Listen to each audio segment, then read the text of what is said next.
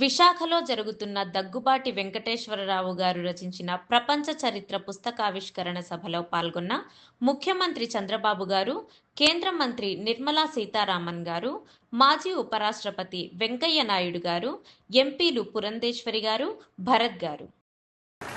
చంద్రబాబు నాయుడు గారు ఎవరైనా కాదన్నా మీ అందరికీ తెలుసు విషయాలు.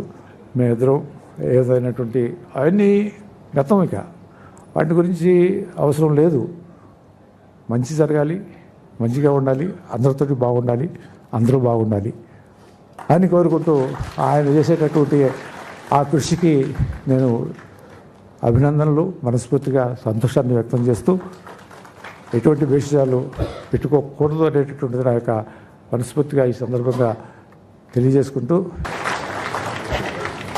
థ్యాంక్ యూ దగ్గుబాటి వెంకటేశ్వర గారు. That was a very nice.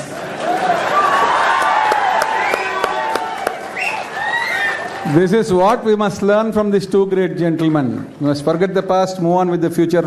Such wonderful camaraderie between the two people. Please, all of you also do it in your life. Take the people along. Andarki manchi jaragalagi, andarki manchiga undalani. That's a wonderful message, sir.